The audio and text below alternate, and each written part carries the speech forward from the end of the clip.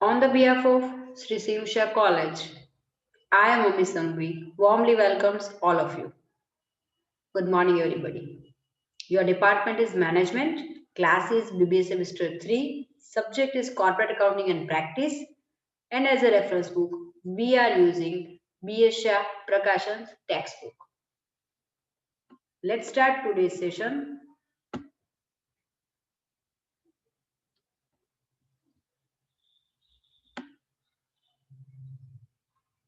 Your syllabus copy.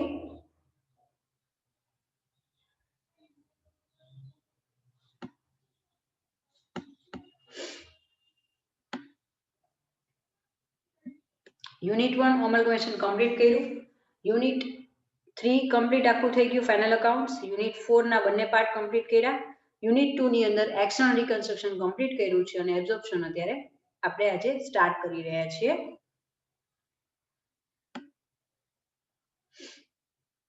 Unit 2 part 1 absorption of the companies.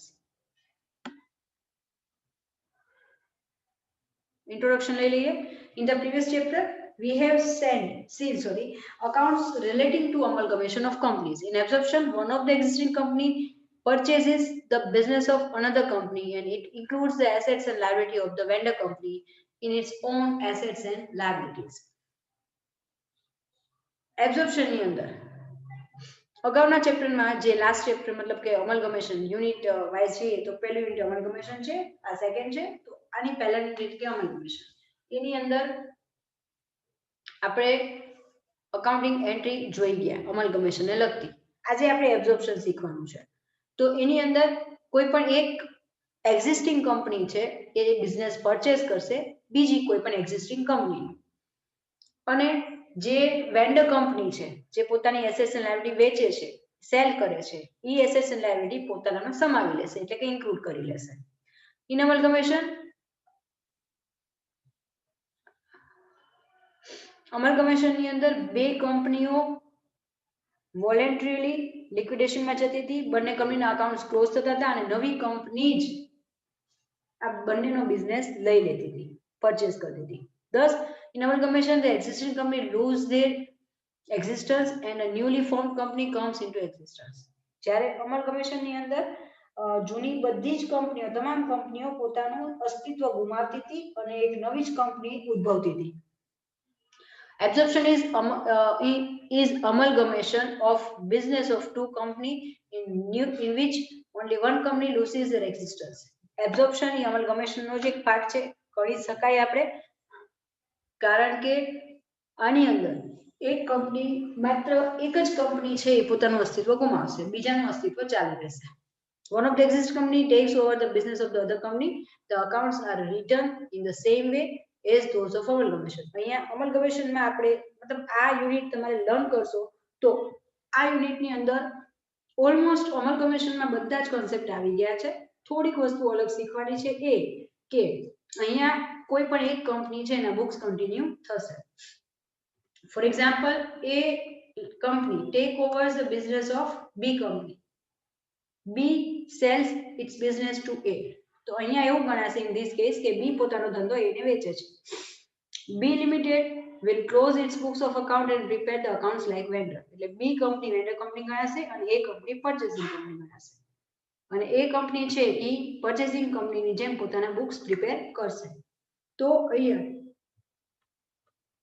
Main બે વસ્તુ આવશે. Thus, the accounts of absorption are divided into two parts. બે પાર્ટમાં આપણે divide કરશું. Closing books of one company whose business is taken over. It is known as vendor company or absorb company. જે company બંધ થઈ રહી છે જેનો ધંધો ટેક ઓવર કરવામાં આવ્યો છે એને ક્લોઝિંગ એના ચોપડી એના બુક્સ ઓફ અકાઉન્ટ્સમાં ક્લોઝિંગ બુક્સ તૈયાર કરવામાં આવશે, મતલબ ક્લોઝ કરવામાં આવશે, એની એન્ટ્રી આવશે. અને સેકન્ડ છે making entries for purchasing of business in the books of all company કે જે પર્ચેસિંગ કંપની છે એ પોતાના ચોપડે જે બિઝનેસ પરચેસ કર્યો છે એની એન્ટ્રી કરશે. The main point to be noted in a case of absorption is that the purchasing company is one of the old and existing company, whereas in case of amalgamation, new company is formed to take over the business of two or more company. Ultimately, એક જ વાત repeat થાય છે કે amalgamation માં ત્રીજી જ નવી કંપની અલગ જ બનાવવામાં આવે છે જૂની બધી જ તમામ કંપનીઓને એના બુક્સ ક્લોઝ કરીને જ્યારે એબ્ઝોર્પ્શનમાં કોઈ પણ એક કંપનીનો બિઝનેસ કન્ટિન્યુ થશે. તો મેઇન આવશે બે, accounts in the books of purchasing company and accounts in the books of vendor company. તો પરચેસિંગ કંપનીમાં શું થશે? તો અહીંયા લખ્યું છે, in case of absorption the purchasing company will write journal entries and prepare the new balance sheet in the same way as it done in case of amalgamation. The purchase consideration is ascertained by either net asset method or consideration method. આ બંને મેથડની theory આપણે learn કરી ગયા છે. ક્યારે learn કરી હતી? Last અમલગમેશનના ચેપ્ટરમાં પણ આપણે આવી ગયું અને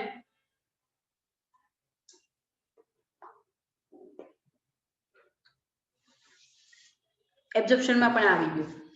તો નેટ એસેટ મેથડ અને કન્સિડરેશન મેથડ આવશે. જો પીસી વધારે હોય, મેઇન બે વર્કિંગ નોટ આવે છે, એક નેટ એસેટ અને બીજું પરચેસ કન્સિડરેશન. પરચેસ કન્સિડરેશન વધારે હશે એસેટ કરતા તો ડિફરન્સ ગુડવિલ ગણાશે, નેટ એસેટ વધારે હશે પીસી કરતા તો કેપિટલ રિઝર્વ ગણાશે. અને એની એન્ટ્રી આપણે પરચેસિંગ કંપનીની બેલેન્સ શીટમાં કરવાની રહેશે. બંને વસ્તુ પોસિબલ નથી. બીજું, it must be remembered that a new balance sheet in a purchasing company can be prepared only when the balance sheets of the both companies are given in the example. માત્ર purchasing કંપનીની balance sheet ત્યારે જ બનશે જ્યારે બંને કંપનીના balance sheet આપવામાં આવેલા હોય. Accounts in the books of vendor company જોઈ લઈએ. The books of vendor company, that is the absorbed company, are closed in the same way in case of amalgamation. In case it can thus be seen that even in the case of absorption, the accounts in the books of both purchasing company and vendor company are written in just the same manner as in case of amalgamation. The main difference between the two companies that in case of absorption or new company is formed, but existing company take over the business of the other company. While preparing the new balance sheet after absorption, it will add the assets and liabilities of the absorbed company to its own assets and liabilities. તો અહીંયા ટૂંકમાં વસ્તુ એ જ સમજવાની છે કે એ limited બી limited ને purchase કરે છે તો બી ના બુક્સ ક્લોઝ થશે, એ ના કન્ટિન્યુ થશે અને એ ના બેલેન્સ શીટમાં બી ની એસેટ્સ એન્ડ લાયબિલિટી એડ થશે. કમ્પ્લીટ. હવે આપણે આજે એક ઇલ્યુસ્ટ્રેશન લઈએ છીએ. Illustration 3. Balance sheet of A Limited as on 31st March 2019. A Limited ની બેલેન્સ શીટ આપી છે, એક જ બેલેન્સ શીટ આપી છે. Equity share and equities and લાયબિલિટીઝમાં શેર હોલ્ડર્સ ફંડ, એમાં શેર કેપિટલ બંને પ્રકારની આપી છે, 8% પ્રેફરન્સ શેર અને 20,000 equity share. Next, non current લાયબિલિટીમાં ડિબેન્ચર્સ આપ્યા છે 1 લાખના. કરન્ટ લાયબિલિટીઝની અંદર ત્રણ વસ્તુ આપી છે, ક્રેડિટર, પીએફ અને બીપી. એસેટ્સ ની અંદર ટેન્જિબલ માં 3 છે, land and building, plant machinery, furniture. Intangible goodwill અને પેટર્ન. અધર નોન કરન્ટ એસેટ્સ માં પ્રોફિટ એન્ડ લોસ એકાઉન્ટ છે. કરન્ટ એસેટ્સ આપી છે સ્ટોક, ડેપ્ટર માં અંદર ઇન્ટરનલી બીડીઆર લેસ કરી છે 1000, બિલ્સ રિસીવેબલ અને કેશ એન્ડ બેંક. હવે આપણને કરવાનું છે શું? તો એના માટે સૌથી પહેલા રકમ આખી જોઈ લઈએ.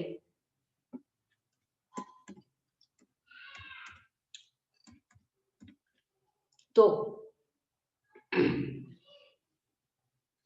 સેકન્ડ એડજસ્ટમેન્ટ થી શરૂઆત કરશું. Equity share holders should be given 4 equity share of ₹10 each. 4 નવા શેર દેવાના છે ઇન બી લિમિટેડ ની અંદર for every 5 share held by them. જૂના 5 સામે નવા 4.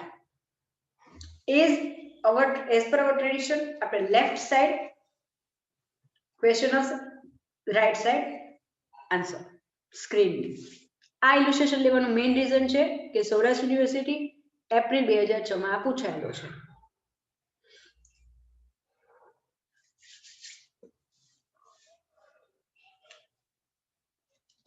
માત્ર એક જ વેન્ડર કંપનીની જ બેલેન્સ શીટ આપી છે, એટલે પરચેસિંગ કંપનીની બેલેન્સ શીટ નહીં બને. અગાઉ આપણે રૂલમાં આવી ગયું એ પ્રમાણે. એ સિવાય અહીંયા લાસ્ટ તમને આપ્યું છે draw necessary accounts in the books of A limited. A એટલે વેન્ડર કંપની, એની અંદર તમારે જરૂરી અકાઉન્ટ્સ તમારે બનાવવાના છે. પરચેસિંગ કંપનીની કોઈ જ ડિમાન્ડ એ લોકોએ કરી રકમમાં નથી. સેકન્ડ એડજસ્ટમેન્ટથી શરૂઆત કરી દી. રકમ ઓલરેડી મેં રીડ કરી લીધી છે. તો અહીંયા ઇક્વિટી શેરની જે એડજસ્ટમેન્ટની અમાઉન્ટ છે એને હું હાઇલાઇટ કરી નાખું છું. ઇક્વિટી શેરની વેલ્યુ જોઈએ તો નંબર ઓફ ઇક્વિટી શેર તમને આપ્યા છે 20,000 આટલા. ઓકે, તો જૂના 5 છે, નવા 4 દેવાના છે. તો જૂના 20,000, નવા કેટલા? તો નવા ઇક્વિટી શેર તમારે આવશે 16,000 share.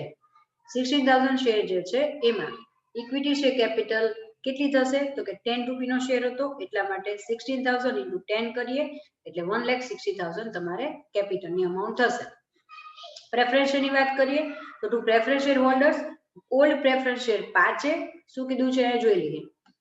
Old preference shareholder should be given 4 non-cumulative 8% preference share of ₹10 each.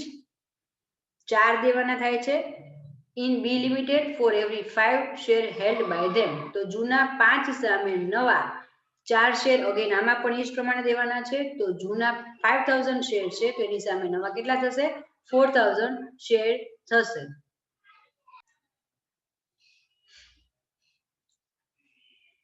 એટલે પહેલા આપણે એટલું જોઈ લઈએ. તો જૂના 5 ઇક્વિટી છે પ્રેફરન્સ શેર સામે નવા 4 દઈએ છીએ તો 5,000 સામે 4,000 થાય છે. અહીંયા આપણે પર્સન્ટેજ સ્પેસિફાઈ કરી દઈએ 8%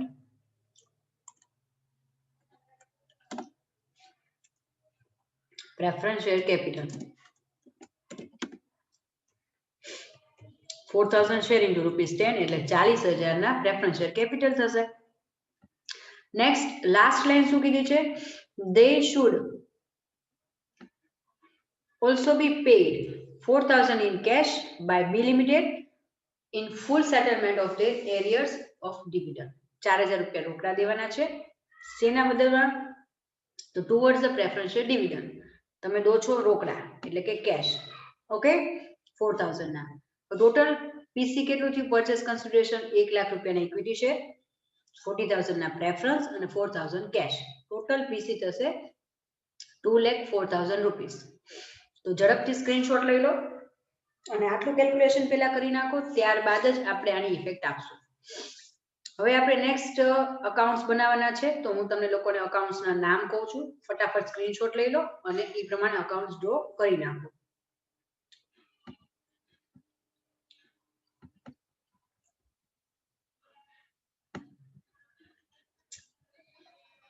ledger accounts in the books of A Limited. Vendor company છે. ઝડપથી સ્ક્રીનશોટ લઈ લો.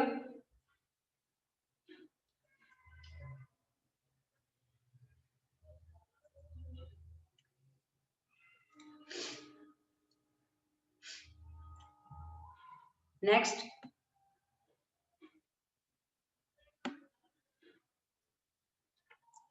preference share in B Limited, equity share in B Limited, cash and bank. આ ત્રણ અકાઉન્ટ બીજા લઈ લો. પહેલા બે અકાઉન્ટ પછી આ ત્રણ.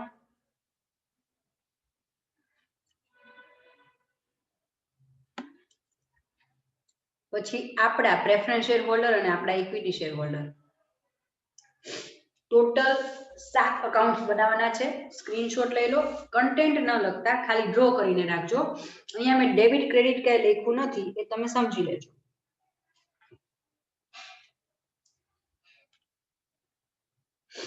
અહીંયા જે ડેબિટ અને ક્રેડિટ લખવાનું હોય મેં લખ્યું નથી એક એકાઉન્ટમાં. અકાઉન્ટ્સ આવે એટલે ડેબિટ ક્રેડિટ આવે જ, તમે સમજી લેજો, અઝમ્પશન લેજો.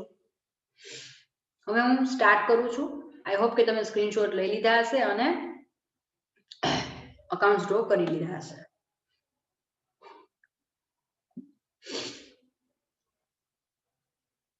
ફર્સ્ટ ઓફ ઓલ આપણે શું કરશું? મેં તમને જે સિસ્ટમ આપણે અગાઉ કરી છે એ જ પ્રમાણે જે અકાઉન્ટ્સ બનાવ્યા છે, રિયલાઇઝેશન અકાઉન્ટ, અહીંયા ટેક્સ્ટ બુક ની અંદર Z ને બદલે S પણ આપે છે, રિયલાઇઝેશન પણ નો મેટર, તમે કોઈ પણ સ્પેલ લખી શકો છો. અકોર્ડિંગ ટુ ડિક્શનરી Z આવે છે, વોટેવર. ચલો હવે ફર્સ્ટ ઓફ ઓલ આપણે કરશું શું? તો રિયલાઇઝેશન અકાઉન્ટમાં ડાયરેક્ટ એન્ટ્રી કરતા પહેલા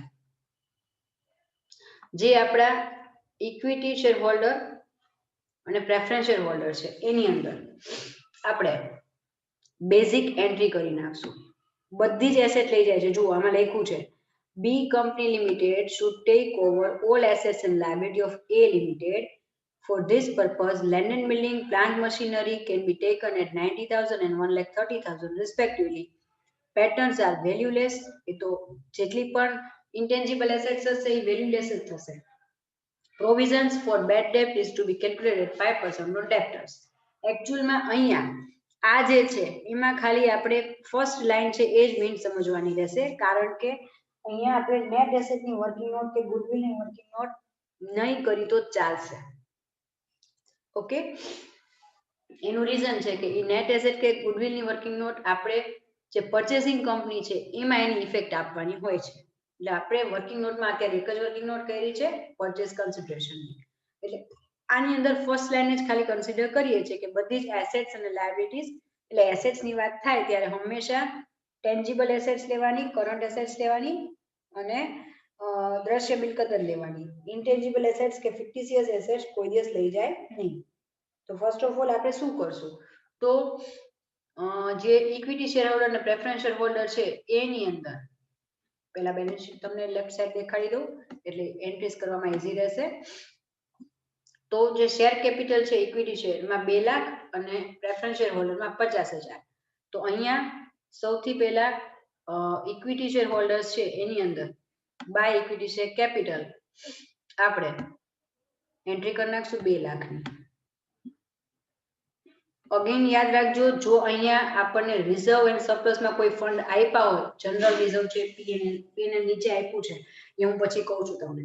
general reserve, capital reserve, P&L એનું ક્રેડિટ બેલેન્સ કાંઈ પણ આપ્યું હોત તો આપણે દર વખતની જેમ આપણે બાકીના યુનિટમાં કરતા હતા એ જ રીતે અહીંયા ઇક્વિટી શેર કેપિટલની નીચે back to back general reserve, P&L, capital reserve કોઈ પણ પ્રકારના ફંડ છે એ આપણે અહીંયા નોટ ડાઉન કરી નાખીએ. કમ્પ્લીટ.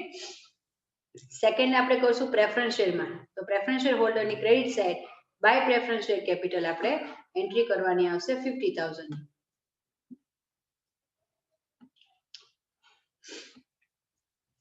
ત્યારબાદ બધી જ એસેટ્સ ને લાયબિલિટી લઈ જાય છે. ઓકે, નહીતર જે એસેટ કે લાયબિલિટી નથી લઈ જતા એનું પણ અકાઉન્ટ આપણે પ્રિપેર કરે છે.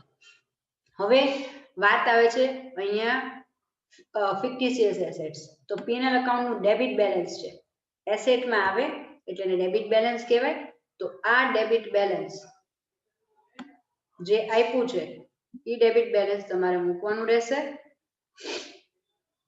અહીંયા.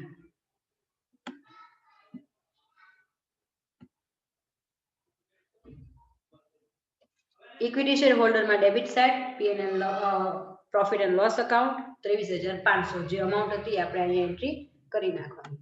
હવે બધી બેઝિક એન્ટ્રીઝ થઈ ગઈ છે તો હવે આપણે સ્ટાર્ટ કરશું. જનરલ એન્ટ્રી પૂછી નથી નહીં તો ફર્સ્ટ જનરલ એન્ટ્રી એ આવશે જેટલી પણ એસેટ્સ ને લાયબિલિટી લઈ જાય છે બરાબર એ એસેટ્સ અને લાયબિલિટી તમારે રિયલાઇઝેશન અકાઉન્ટની ડેબિટ સાઇડ મૂકવાની. એન્ટ્રી શું થશે? Realisation account debit to all assets. તો અહીંયા ઓલ એસેટ્સ ની અંદર જોઈએ તો સૌથી પહેલા આવે છે ગુડવિલ અને પેટર્ન. પેટર્નમાં કીધું છે વેલ્યુલેસ છે એટલે એ બની. પછી આવે છે land and building, plant machinery અને ફર્નિચર. 3 એ થઈ ગયા. પછી નીચે આપ્યું છે સ્ટોક, ડેપ્ટર અને બીઆર. આટલી એસેટ્સ છે આપણી પાસે જે નવી કંપની પરચેસિંગ કંપની નોટ નવી પરચેસિંગ કંપની છે એ લઈ જશે. ઓકે, તો અહીંયા સૌથી પહેલા રિયલાઇઝેશન અકાઉન્ટની ડેબિટ સાઇડ આપણે આ એન્ટ્રી કરવાની રહેશે. તો તમે ધ્યાનથી જુઓ તો to goodwill account 20,000, land and building, plant machinery, furniture, pattern, stock, debtor અને બિલ્સ રિસીવેબલ અને કેશ એન્ડ બેંક. આટલી એન્ટ્રી આપણે એકી સાથે મેં પહેલા હાઇલાઇટ કરી બધી જ એસેટ્સ કારણ કે કીધું છે ઓલ એસેટ્સ એન્ડ લાયબિલિટી લઈ જાય છે તો મેં તમામ એસેટ્સ લઈ લીધી. આ જ સિક્વન્સમાં તમે મૂકી શકો છો. અધરવાઇઝ પહેલા ગુડવિલ કર્યું છે એમ, પછી land and building, plant, furniture, patent, debtor, BR, cash. Stock, debtor, BR ને કેશ આટલી એન્ટ્રી આપણે કરી નાખવાની. અમાઉન્ટ સેમ લેશું જે અહીંયા આપણને બેલેન્સ શીટમાં આપી છે સેમ અમાઉન્ટ આપણે અહીંયા રિયલાઇઝેશનમાં ટ્રાન્સફર કરશું.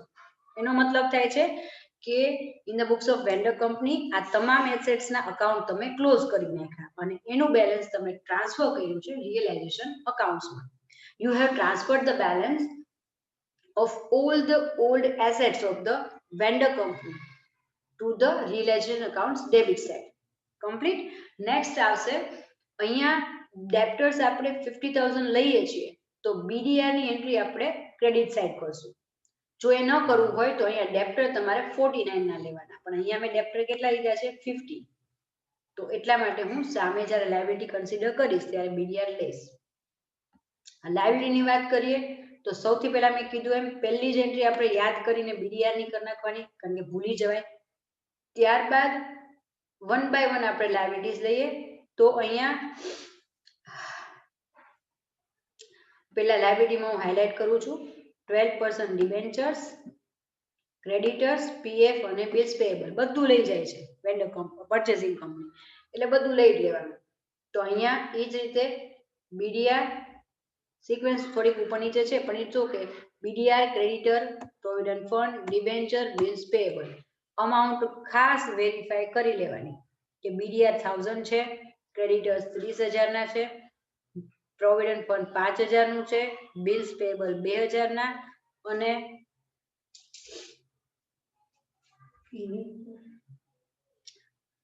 આટલું જે લાયબિલિટીઝ છે એ લાયબિલિટીઝ આપણે એમ મૂકી. Liabilities na all the accounts of liabilities will be closed and balance of them are to be transferred to the credit side of the realization account. એટલે કે તમામ liabilities જે નવી કંપની જે purchasing company not new company યાદ રાખજો બંને existing જ છે, તો જે purchasing company છે એ ના લઈ જાય છે એ તમામ liabilities realization account માં credit side આપણે મૂકી દીધી. તો એને હું હાઇલાઇટ કરું છું અને અમાઉન્ટ આપણે ટેલી થઈ ગઈ. નેક્સ્ટ હવે આવશે એસેટ્સ એન્ડ લાયબિલિટી પતી જાય પછી આવે છે પરચેસ કન્સિડરેશન. તો અહીંયા શું કરવાનું, પરચેસ કન્સિડરેશનમાં કેટલી અમાઉન્ટ આવી 2,04,000.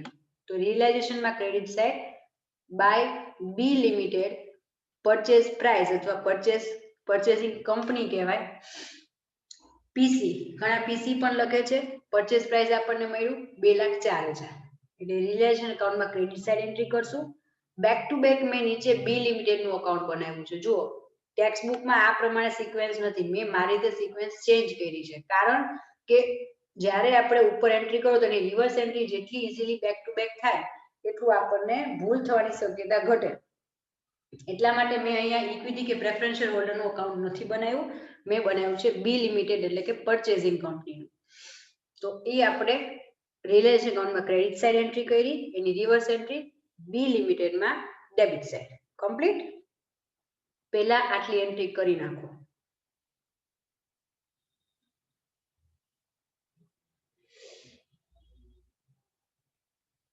આઈ હોપ કે તમે વિડીયોને પોઝ કરીને કમ્પ્લીટ આટલી એન્ટ્રી કરી નાખી હશે. હવે આગળ જોઈએ રિયલાઇઝેશન સ્વરૂપે આપણને કઈ કઈ વસ્તુ મળી.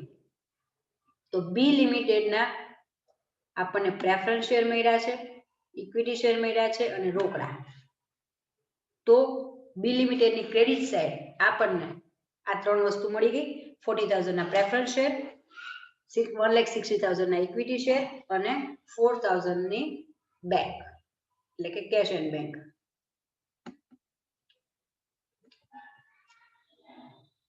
આ વસ્તુ હવે કરતી વખતે આપણે ધ્યાનમાં શું રાખશું, આ 40,000 ના પ્રેફરન્સ, 1,60,000 ના ઇક્વિટી અને 4,000 ના કેશ. હવે આની રિવર્સ એન્ટ્રી જે તે અકાઉન્ટમાં કરશું. અહીંયા બી લિમિટેડની ક્રેડિટ સાઇડ આ ત્રણ નામ લખ્યા આપણે, તો એ ત્રણેયના મેં બેક ટુ બેક અકાઉન્ટ બનાવ્યા છે મારી થિયરી પ્રમાણે, મારી અન્ડરસ્ટેન્ડિંગ પ્રમાણે કે રિવર્સ એન્ટ્રી તમે ઇઝીલી કરી શકો. તો અહીંયા બી લિમિટેડની ક્રેડિટ સાઇડ પ્રેફરન્સ શેર આપણે લખ્યા, તો પ્રેફરન્સ શેરની ડેબિટ સાઇડ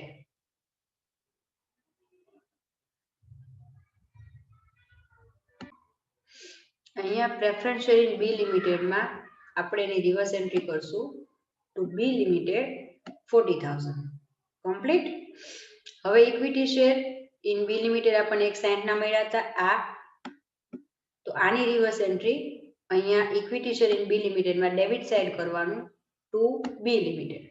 એટલે આની અંદર આનું નામ અને આની અંદર આનું વાઇઝ વર્સા જ અકાઉન્ટિંગ એન્ટ્રી થતી હોય. હવે ત્રીજી વસ્તુ આપણને શું મળી હતી? કેશ.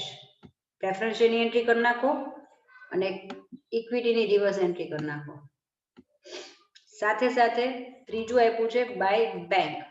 તો અહીંયા જે આ બાય બેંક આપણે આ લખ્યું એની રિવર્સ એન્ટ્રી આપણે બાય બેંક જે 4000 છે એની reverse entry cash and bank અકાઉન્ટમાં અગેન બી લિમિટેડ તરીકે કરવાની.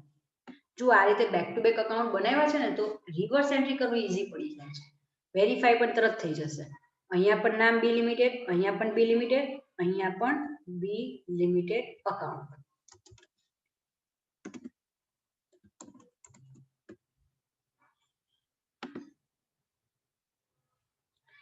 તો અહીંયા આપણે ત્રણેય વસ્તુની રિવર્સ એન્ટ્રી કરી નાખી.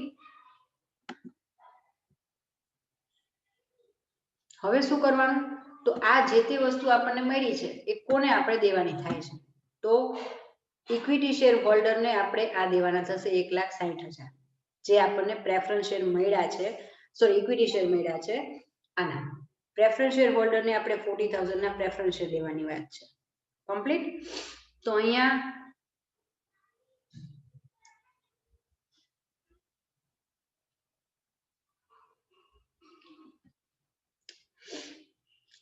જે પ્રેફરન્સ શેર છે એનું અકાઉન્ટ આપણે ક્લોઝ કરશું 40,000. સેમ અમાઉન્ટ આપણે સામેની સાઈડ મૂકશું અને એનો જે ગેપ આવે છે એ લઈ જવામાં આવશે પ્રેફરન્સ શેર હોલ્ડર ખાતે. એટલે આ આપણે દેવાના છે કોને? પ્રેફરન્સ શેર બી લિમિટેડના પ્રેફરન્સ શેર હોલ્ડરને. એટલે ક્રેડિટ સાઈડ લખવાનું બાય પ્રેફરન્સ શેર હોલ્ડર 40,000. એની રિવર્સ એન્ટ્રી આપણે પ્રેફરન્સ શેર હોલ્ડર અકાઉન્ટમાં ડેબિટ સાઈડ કરશું થોડુંક. હા, તો આ બાય પ્રેફરન્સ શેર હોલ્ડર આપણે 40,000 મૂક્યા એની reverse entry to preference share in B limited account.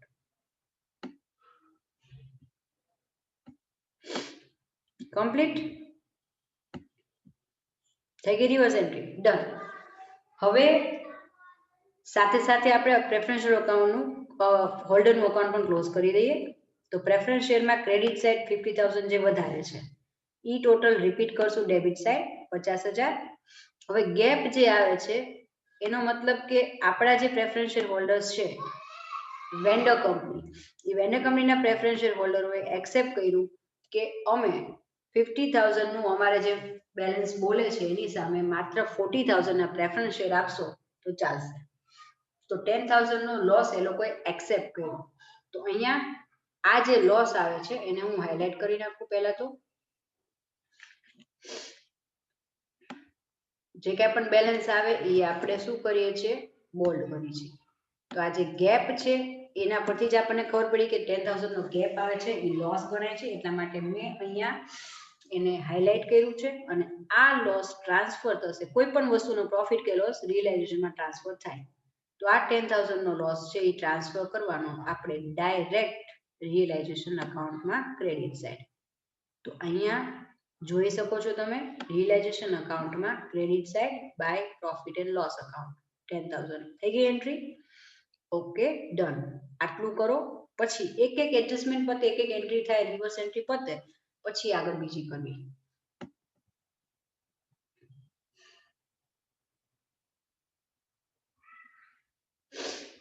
હવે equity share in B limited, જે બી લિમિટેડના ઇક્વિટી શેર આપણને મળ્યા હતા એ આપણે કોને દેવાના નક્કી કર્યા છે? ઇક્વિટી શેર હોલ્ડરને. તો અહીંયા ક્રેડિટ સાઈડ લખવાનું બાય ઇક્વિટી શેર હોલ્ડર્સ અને નીચે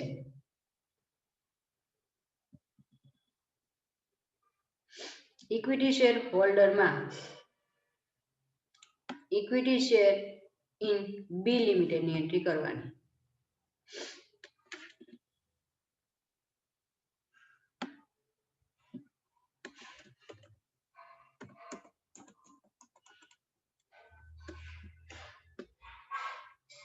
આ એન્ટ્રી કરી નાખો.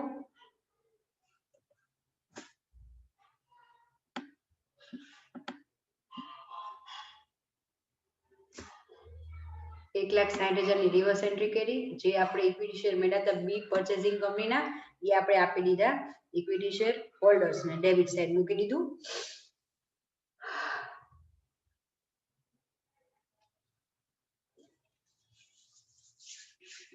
ત્યારબાદ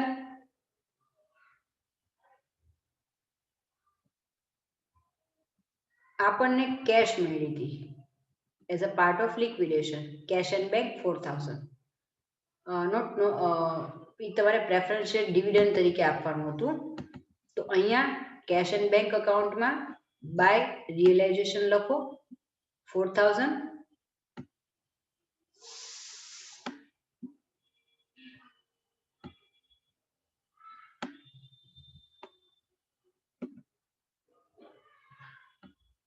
એની રિવર્સ એન્ટ્રી કરશું ટુ બેંક. રિલેશનમાં ડેબિટ સાઈડ, બ્રેકેટમાં કન્ટેન્ટ ખાસ લખવાનું કે આ બેંક પણ શેના, તો ડિવિડન્ડ ઓન પ્રેફરન્સ શેર, એના આપણને 4,000 મળ્યા હતા. કમ્પ્લીટ. આટલું કરી એટલે હવે માત્ર એક જ એન્ટ્રી રહી. તમે ધ્યાનથી જોશો તો ઓલમોસ્ટ બધી જ એન્ટ્રી કમ્પ્લીટ થઈ ગઈ છે in the books of vendor company. એક એન્ટ્રી બાકી રહે છે જે છે closing books of realisation account. તો અહીંયા ડેબિટ સાઈડ પહેલી વાર એવું થયું કે ડેબિટ સાઈડનો ટોટલ વધારે આવ્યો છે. એ થાય છે 3,68,500. અને ક્રેડિટ સાઈડ સેમ અમાઉન્ટ આપણે લખી નાખવાની. એમાંથી આટલી અમાઉન્ટ તમે માઇનસ કરો. એટલી અમાઉન્ટ માઇનસ કરશો એટલે તમારે ગેપ આવશે આટલો. કોઈ પણ પ્રોફિટ આવે અથવા લોસ આવે તો એને આપણે ઇક્વિટી શેર હોલ્ડર ને જ ફાઇનલી દેવાના થાય છે. તો અહીંયા પ્રોફિટ કે લોસ છે will be transfer two equity share holder account. Credit આવ્યું છે એટલે લોસ ગણાશે, ટ્રાન્સફર થશે ઇક્વિટી શેર હોલ્ડરના અકાઉન્ટમાં, જેની રિવર્સ એન્ટ્રી રિયલાઇઝેશન અકાઉન્ટ ની રિવર્સ એન્ટ્રી ઇક્વિટી શેર હોલ્ડરમાં ડેબિટ સાઈડ 16,500.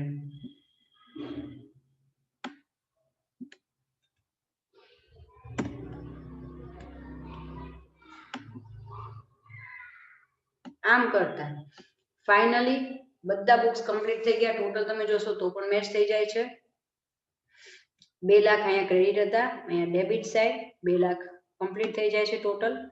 એટલે અહીંયા આપણું સમ કમ્પ્લીટ થઈ ગયો, આન્સર ટેલી થઈ ગયો છે. આમ જુઓ તો ઓલરેડી આપણે બધું લર્ન કરી જ લીધું છે. અમુક વસ્તુ જ તમને લાગશે કે અલગ છે.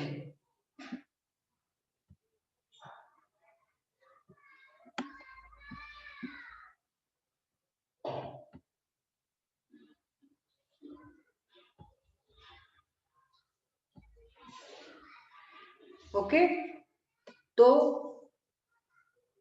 સમ કમ્પ્લીટ કરું છું. આઈ હોપ કે તમને લોકોને સમજાણું હશે. નેક્સ્ટ ફરી મળીશું નવા સમ સાથે. ત્યાં સુધી ટેક કેર.